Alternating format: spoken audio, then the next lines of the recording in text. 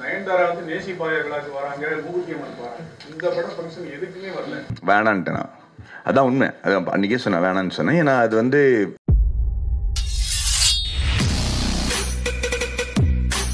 அதான் இப்போ நான் I'm ready for the question answer. அது பெட்டராக இருக்குங்க. நான் ஒன்று சொல்கிறதுக்கு பதில் வித்தியாசமான கேரக்டர் நீங்கள் நடிக்கிறதுக்கு ஒரு கதை சொல்ல வரும்போது நீங்கள் எப்படி ஃபீல் பண்ணீங்க? வேணான்ட்டேனா? அதான் உண்மை. அதான் அன்றைக்கே சொன்னேன், வேணான்னு சொன்னேன். ஏன்னா அது வந்து ஒரு வாழ்க்கையில் நான் அனுபவிக்காத சில விஷயங்கள்லாம் இந்த படத்தில், அந்த கதாபாத்திரத்தில் இருந்துச்சு. ஸோ அதில் எப்படின்னா, இவ்வளோ பெரிய லூசராக இருக்கான், ஜெயிக்கிறதுக்கு எந்த விதமான வாய்ப்பும் கொடுக்கலையே, பெரிய அளவில் வந்து சாதிக்கிற மாதிரி எதுவுமே இல்லையே, ஒரு ஹீரோயிசமே இல்லையே அப்படின்னு நினச்சிட்டு இருக்கும்போது அதை எப்படி வித்தியாசமாக பார்க்கணுன்னு ஒரு விஷயம் வந்து எனக்கு சசி சொல்லி கொடுத்தாரு. அதனால தான் நான் வந்து இல்லை பரவாயில்ல. ஸோ அதனால் ஐ வாஸ் வெரி, அவர் சொல்லிக் கொடுத்த விதத்தில் வந்து நான் கொஞ்சம் ஸ்கிரிப்ட் கதாபாத்திரங்களை வித்தியாசமாக பார்க்க ஆரம்பித்தேன். அதனால தான் போக போக ஒரு கிட்டத்தட்ட ஒரு ஊசி மாதிரி ஏறி இந்த மாதிரி ஒரு கேரக்டராக பண்ண முடிஞ்சது. இந்த படத்தில் நீங்கள் வில்லன் கேரக்டர் பண்ணியிருக்கீங்க, நயன்தாரா மேடம் வந்து ஹீரோயிசம் பண்ணியிருக்காங்க. இந்த படத்தில் கதையே அதுதானே, யார் ஹீரோ யார் வில்லன் நீங்கள் எடுக்கிற முடிவு, சுயநல சந்தர்ப்பம் எல்லாத்துலேயும் வந்து நீங்கள் எப்படி டெசிஷன் எடுக்கிறீங்க அதுதான் முடிவு பண்ணுது. ஒருத்தருக்கு ஹீரோவாக இருக்கிறவங்க இன்னொருத்தருக்கு வில்லனாக இருப்பாங்க. அதே சமயத்தில் ஒருத்தருக்கு வில்லனாக இருக்கிறவங்க சில பேருக்கு நல்லவராக தெரிவாங்க. அதான் இந்த படத்தோட கதை, அந்த கதத்தோட அருமையை.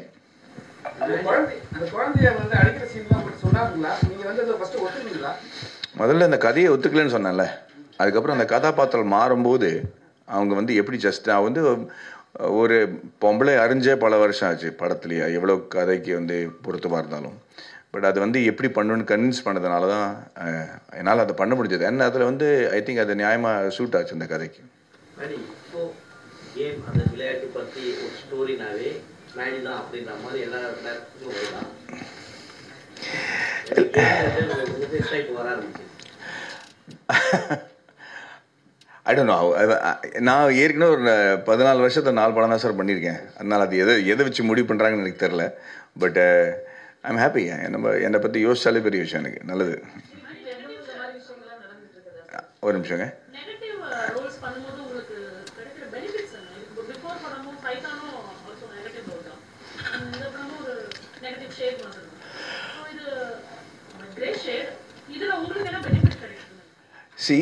பொதுவாக ஒரு வில்லனாக நடிக்கிறதுக்கும் கிரே ஷேட்ஸ் இருக்கிறதுக்கும் ரொம்ப வித்தியாசங்க. ஏன்னா பொதுவாக ஒரு வில்லனா வந்து நான் செய்கிற செயல்லாம் தப்பான செயல், நான் வந்து நகை கடிச்சு அடிக்கிறது, தேவையில்லாத நெகட்டிவ் திங்ஸ் சொசைட்டியில் பண்ணுறது வந்து ஒரு வில்லன். அது வேற. ஒரு கதாபாத்திரத்தில் இறங்கி சமுதாயத்துக்கு விரோதமாக செய்கிற சில விஷயங்கள் வந்து ஒரு நெகட்டிவ் கேரக்டர் ஆகும்போது அது வந்து ஒரு நடிகனுக்கு வந்து சேலஞ்சான விஷயம் தான். ஸோ ஒரு சாக்லேட் பாய் அப்படின்னு சொல்லிட்டு இருக்கும்போது இப்போ திடீர்னு ஒரு ப்ரொஃபஸர் இல்லாட்டா ஒரு சயின்டிஸ்ட் இல்லாட்டா ஒரு நெகட்டிவ் ஷேட் அப்படிங்கிற பல வித்தியானமாக நவரசனங்களும் நம்ம பண்ண முடியுமா அப்படிங்கிற ஒரு சேலஞ்ச் எடுத்துக்கிட்டு தான் அந்த மாதிரி கேரக்டர்ஸ் நம்ம ஒத்துக்கிறோம். இது ஆக்சுவலி ரொம்ப முன்னாடியே வர வேண்டிய படம். பட் அதான் சொன்னேன், எல்லாமே சேர்ந்து இந்த வருஷம் வருது. ஸோ அடிக்கடி நம்ம வந்து சந்திக்கிறதுக்கு ஒரு சந்தர்ப்பம் கிடைக்க போகுது இந்த வருஷத்தில். பட் அகெயின் இட்ஸ் நாட் நான் நெகட்டிவாக பண்ணணும் இல்லை நான் ஹீரோவாக நடிக்கணும் அது மாதிரி இல்லை. ஒரு கதை நம்ம கேட்டோன்னே உடனே இந்த கதையை சொன்னால் நல்லாயிருக்கும், நான் சொன்னால் நல்லாயிருக்கும் அப்படிங்கிற ஒரு ஃபீலிங் வரதுனால தான் நம்ம ஒத்துக்கிறோம். சில சமயம் இட்ஸ் நெகட்டிவ் சைட், சில சமயம் இட்ஸ் சயின்டிஸ்ட், சில சமயம் it's biopic.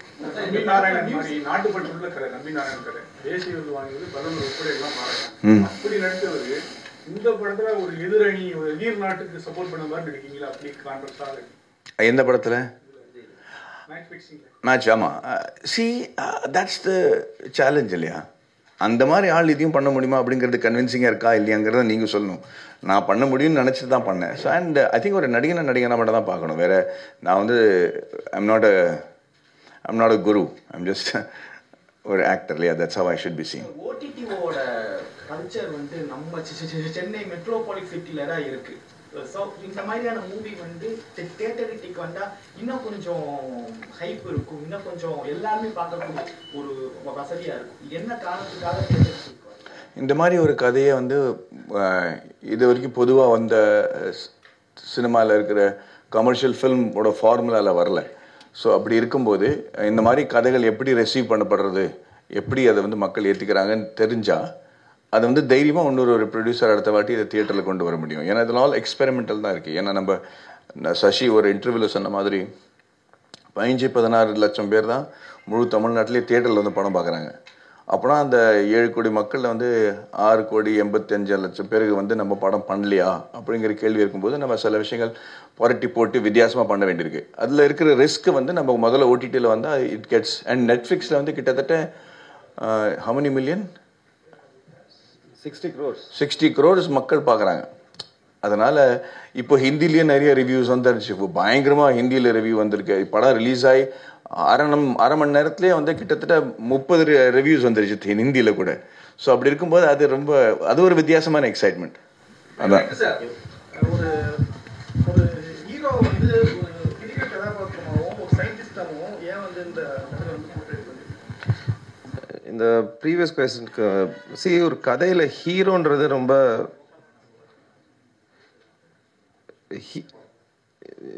the word you should use is protagonist. Hero கிடையாது. ஐ மீன் இதில் அர்ஜுன் ஹீரோ. பட் இந்த கதையோட ப்ரொட்டாகனிஸ்ட் யாருன்னா சரான்ற கேரக்டர் தான். அவர் தான் சூத்திரதாரர். அவர் பண்ணுறதுனால தான் கதை மூவ் ஆகுது. ஸோ இட்ஸ் டெக்னிக்லி நம்ம வந்து ஹீரோ வில்லன்ற அந்த கோட்பாடுக்குள்ளே பார்த்தீங்கன்னா அப்படி தெரியும். பட் இந்த படத்தோட ப்ரொட்டாகனிஸ்ட் யாருன்னா அது மாதவன் தான் ஆக்சுவலாக. So he is the central character. இந்த படமும் அது ஓரியண்டா வருது. இப்போ இதுல வந்து ஏதாவது வந்து அவேர்னஸ் கொடுப்பீங்களா? ஏன்னா இப்போ லாஸ்ட் டைம் நம்ம 2 வருஷமா விளையாட கூட இல்லை ஐபிஎல்ல. இதனால அது காம்ப்ளெக்ஸ் கொஸ்டின். இதனால இது எஃபெக்ட் ஆகுமா அதனால இது எஃபெக்ட் ஆகுமான்னு தெரியாது. ஆனால் பட் ஜென்ரலாக கிரிக்கெட் எனக்கு கிடைக்கிறது வரையும் அந்த கிரிக்கெட் கான்வர்சேஷன் இருக்குது. ஒரு T20 டைமில் டெஸ்ட் வர்றது வந்து டெஸ்ட்டுக்கு ஏன்னா அந்த ரெலவென்ஸ் வருது. இது வந்து ஒரு டெஸ்ட் T20 படம் மாதிரி இல்லை, இது நிஜமாகவே டெஸ்ட் படம் மாதிரி இருக்குது. ஸ்லோவாக அதை ருசிச்சு அந்த ஏற்றத்தாழ் அதெல்லாம் இருக்கும் அந்த படத்தில் ஆக்சுவலாக. ஸோ அந்த கம்பேரிசனில் இந்த படம் ஒரு குவாலிட்டேட்டிவாக நீங்கள் வந்து எந்த கிரிக்கெட்டரை கேட்டிங்கனாலும் எந்த ஃபார்மேட் பிடிக்கும்னு சொன்னாங்கன்னா அவங்க வந்து எனக்கு டெஸ்ட் கிரிக்கெட் தான் பிடிக்குன்றாங்க ஆக்சுவலாக. இந்த கிரிக்கெட்டோடைய இது வந்து பார்த்தீங்கன்னா இந்த சூதாட்டம் வந்து ஸ்ரீசாந்த் அந்த இவர் வந்து லுக்கு பார்க்கும்போது சித்தார்த் பார்க்கும்போது கங்குலியுடைய லுக்கு தான். கங்குலி பிச்சு வந்தோடனே மேலே தான் பார்ப்பார். ஃபர்ஸ்ட் அந்த சன்ரைஸை பார்த்து தான் உள்ளே போவார். ஸோ அவர் மேனரிசம் ஃபுல்லாக தான் இருக்கும். ஆனால் ஒரு சூதாட்டம் போது ஸ்ரீசாந்த் அசாதுதீன் இந்த மாதிரி வராங்க. இது யாரை வச்சு நீங்கள் அதை கிரிக்கெட் மையப்படுத்திருக்கீங்க இந்த சூதாட்டத்துக்கு? இல்லை ஆக்சுவலாக படத்தில் சூதாட்டம்ன்றது வந்து ஒரு பெரிஃபரல் ஐடியா தான். அது வந்து சென்ட்ரல் ஐடியாவோ அது எப்படி நடக்குது யார் இதில் இன்வால்வ்டுன்றது ஐடியா கிடையாது. அது அவங்கனால ஒரு கிரிக்கெட்டருக்கு ஒரு டெஸ்ட் வருது. அந்த டெஸ்ட்டில் அவர் வந்து அந்த அந்த எடை போடணும். அவர் பையன் முக்கியமா இல்லை அந்த கேம் முக்கியமான்ற ஒரு டெஸ்ட் வருது. ஸோ அது வந்து ஒரு ஸ்டார்டிங் பாயிண்ட்டை தவிர அது படத்தோட சென்ட்ரல் ஐடியாவே கிடையாது ஆக்சுவலாக. அண்ட் இந்த கிரிக்கெட்டர் வந்து ஆக்சுவலாக இந்த க்ளோஸாக கவனிச்சிங்கன்னா இந்தியாவில் விளையாடின நிறைய கிரிக்கெட்டர்ஸோட ரெஃபரன்ஸ் வரும். அவரோட குரு சச்சின் தெண்டுல்கரோட குரு சொல்லியிருப்பாரு, விளாட்ன எந்த மேட்சும் பார்க்கவே மாட்டாங்க, ஒன்று தப்பான ஆல் த பேட் திங்ஸ் மட்டும் நோட் பண்ணியிருப்பாங்க. அந்த ரெஃபரன்ஸ் வந்து சச்சின் கிட்டேருந்து வந்தது. விவிஎஸ் லக்ஷன் வந்து ப்ரீவியஸ் அவர் ஹைதராபாத்தில் விளையாடுறதுக்கு முன்னாடி ப்ரீவியஸ் நைட் சொன்னாங்க நீங்கள் டெஸ்ட் கிரிக்கெட்டில் ரிட்டையர் ஆகிடணும்னு. ஸோ அந்த மாதிரி படத்தில் எல்லா கிரிக்கெட்டர்ஸ்க்கு நடந்த சின்ன விஷயங்கள் வந்து ஒரு இன்ஸ்பிரேஷனாக வந்து ஒரு கிரிக்கெட்டரை ரெப்ரசென்ட் பண்ணமே தவிர ஒருத்தருன்றது கிடையாது. மற்றதெல்லாம் முக்கியம் இல்லையா? Okay okay.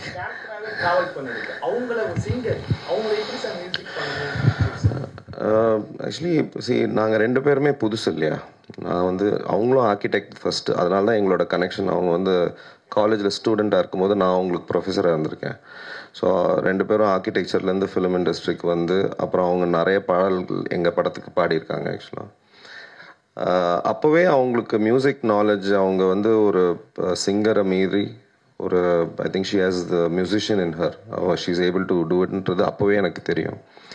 இன்னொன்று என்னென்னா எனக்கு வந்து I needed somebody to experiment. நம்ம யூஸ்வலாக நோட்ஸ் கொடுத்துட்டு இந்த பார்லேருந்து இங்கே பார் வரணும், அந்த ஒரு சீனை ஃபுல்லாக ஃபில் பண்ணணும் அப்படின்றது இல்லாமல் ஒரு மியூசிக்கை ஒரு கேரக்டராக ட்ரீட் பண்ணி ட்ராமா இருக்கும்போது மியூசிக்கை எடுத்துகிட்டு plot or movement. So there's a lot of structural things we tried. Typical musical art treat பண்ணல அது. So I wanted somebody to experiment. So அவங்க நியூயார்க் போயிட்டு 2 வருஷம் படிச்சுட்டு she came, we wanted new sounds. So அந்த மாதிரி ஒரு collaborative partner வேணுன்றதுக்காக தான். ஸோ எனக்கு வந்து அவங்க 3 வருஷம் நான் ஃபஸ்ட்டு ஸ்கிரிப்ட் எழுதி முடித்து இதை கண்டிப்பாக பண்ணணும்னு டிசைட் பண்ண உடனே அவங்களுக்கு தான் நான் ஃபஸ்ட்டு ஸ்கிரிப்ட் அனுப்பி ஆக்சுவலாக ஸ்கிரிப்ட் ஸ்டேஜ்லேயே ஃபுல் படத்துக்கு பேக்ரவுண்ட் ஸ்கோர் பண்ணிட்டோம். அந்த சீனை படித்தே வி நியூ இதுதான் மூட் ஆஃப் த ஃபில்ம் அப்படின்றது வந்து. ஸோ ஃபர்ஸ்ட் டைம் படத்தோட background score was completed at a scripting stage. நிஜ வாழ்க்கையில் கணவன் மனைவி சண்டை போடுறது கோச்சிக்கிறதுலாம் ரொம்ப இயல்பாக எல்லா வாழ்க்கையும் நடக்கும். இந்த கேரக்டர் மாதவன் சார் கேரக்டர் வந்து நயன்தாரா கேரக்டர் அடிச்சிருக்கு. அது சரியா? நிஜ வாழ்க்கையில் நீங்கள் எப்படி? என் உயிருக்கே ஆபத்தாயிரும். இப்போ நான் அதுக்கு என் வீட்டிலலாம் கையை யாருமே தூக்கி அடித்தது கிடையாது. அது நம்ம கலாச்சாரம் கிடையாது. இந்த படத்தில் வந்து அவன் அடிக்கும்போதே தன்னோட மனசாட்சியை தன்னோட தூர போக வச்சுட்டான் அப்படிங்கிறத நம்ம ரொம்ப அழகாக இவர் காட்டியிருப்பார். இன்னும் காளி வெங்கட்டோட கதாபாத்திரம் என்னோட மனசாட்சியாக தான் இருக்க போகுது. ஸோ அதை வந்து தூரம் போக போக நான் ஒரு மிருகமாக மாறுறேங்கிறது தான். அதனால் அவன் வந்து ஒரு நெகட்டிவ் கேரக்டராக மாறும்போது அதுக்கப்புறம் நல்லது என்ன கெட்டது என்ன கலாச்சாரம் என்ன அப்படிங்கிறதெல்லாம் அவன் பார்க்கறதில்ல. அதனால தான் அந்த மாதிரி கை நீட் அடிச்சிருக்கோம். நம்ம நடிகராக இருக்கும்போது டைரக்டர் சொல்கிறத மட்டும் நடிச்சிருக்கோம். இப்போ நீங்கள் வந்து இயக்குனராக மாறி அவர் கூட எந்தெந்த சீனில் வந்துட்டு நீங்கள் கருத்து வேறுபாடு?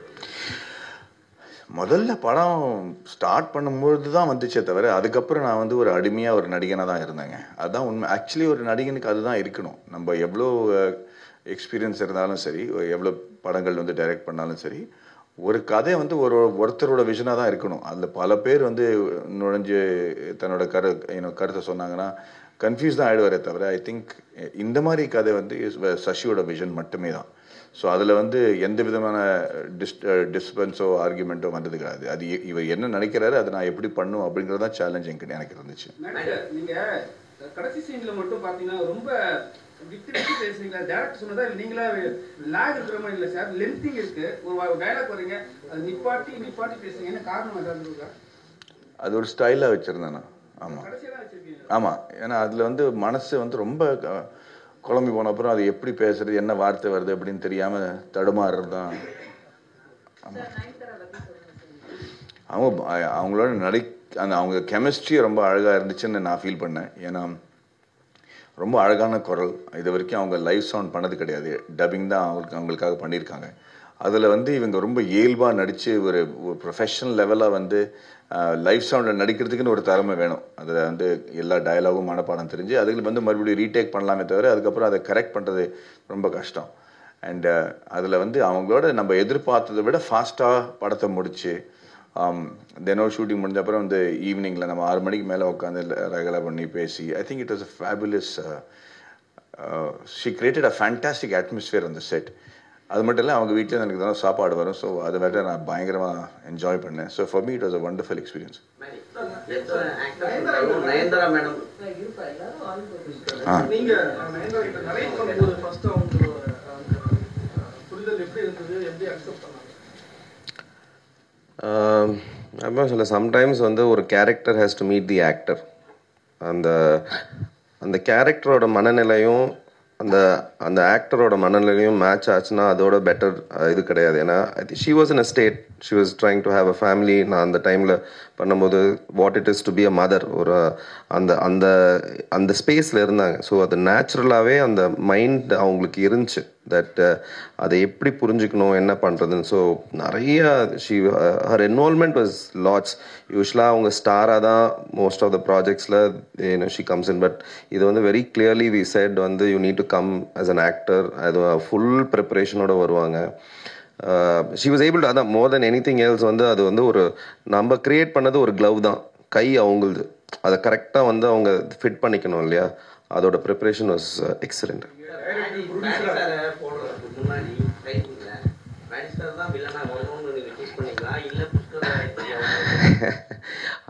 அந்த படமும் நம்ம தானே பண்ணோம்.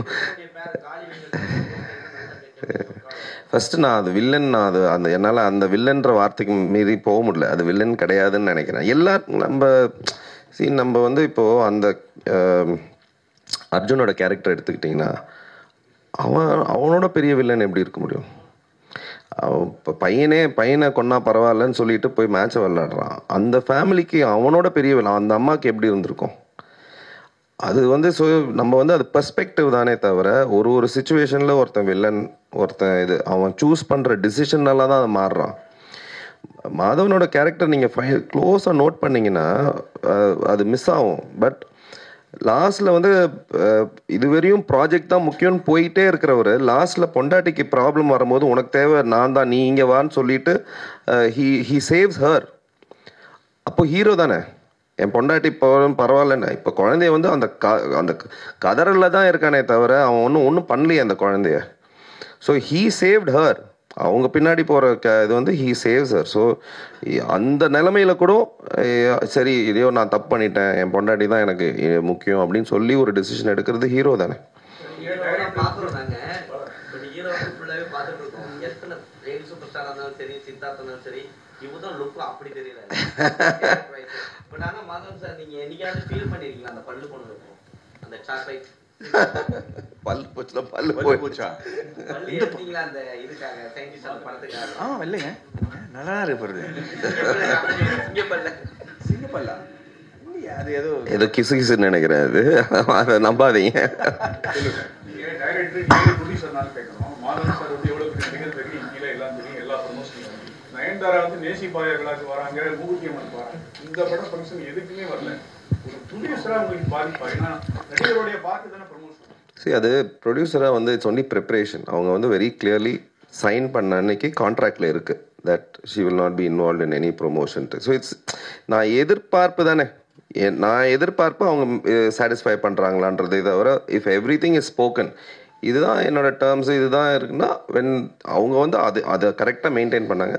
பட் இன்ஃபேக்ட் அது வந்து டெக்னிக்கல். இந்த வாட்டி வந்து 15 நாள் ஒதுக்குனாங்க. என்ன ஆச்சுன்னா அவங்களுக்கு வந்து பர்சனல் ஒரு விஷயனால 15 days ஷூட் கேன்சல் ஆச்சு. So she had to catch up with a lot of அவங்க ஷூட் இருந்தனால தான். But she wanted to be part of it. But இது ஒரு விஷயம் நடந்ததுனால she was not been able to do. But ஆனால் எனக்கு வந்து எதிர்பார்ப்பு ப்ரொடியூசர் வந்து டே 1லேருந்தே தெரியும் அவங்க இவ்வளோ தான் இன்வால்வ்டாக இருப்பாங்கன்னு சொல்லிட்டு. படத்தில் அந்த ஒரு சீன் பார்த்துருப்பீங்க. அந்த சீன் எழுதும் போதே வந்து அது எப்படி எழுதியிருந்தேன்னா ஒரு கேரக்டர் வந்து அவங்களுக்கே அது ஒரு பட்டாசு மாதிரி அவங்களே திரி வச்சுக்கணும். அவங்களே ஒரு ஸ்டேஜாக அந்த கேரக்டர் பில்ட் பண்ணி ஃபைனலாக வெடிக்கணும். அந்த கைண்ட் ஆஃப் கேலிபர் எங்கே அந்த எழுதும்போதே அந்த சீன் எழுதும்போது ஐ செட் அது சிங்கிள் டேக். ஆக்சுவலாக அவங்க அந்த 4 நிமிஷம் அவங்க வந்து ஸ்டார்டிங்லேருந்து கட் பண்ணியிருப்போமே தவிர பட் அவங்க சிங்கிள் டேக்கில் அவன் அடிக்கிற வரையும் அது சிங்கிள் டேக். அது ஆக்சுவலாக கீழே உழற வரையும் சிங்கிள் டேக். ஸோ அந்த லெவல் கேலிபர் ஒருத்தங்களுக்கு வேணும். அந்த ஒரு சீனில் வந்தால் கூட தே நீட் டு சே அப்படியே தூக்கி சாப்பிட்ணும் அந்த சீனை. ஸோ அந்த லெவல் யார் இருக்கான்னு பார்க்கும்போது எனக்கு ஃபஸ்ட்டு தோணுனது மீரா தான். இந்த 4 கேரக்டருமே நான் ஃபஸ்ட்டு எழுதும்போது இவங்க தான் எனக்கு வேணும்னு சொன்ன 4 கேரக்டரும் வந்தாங்க. அதுக்கு காரணம் ஸ்கிரிப்ட் தான். ஓகே, தேங்க்யூ ஸோ மச்ங்க. I hope you enjoy it. Thank you. The villain in him dies, but he remains. Thank you.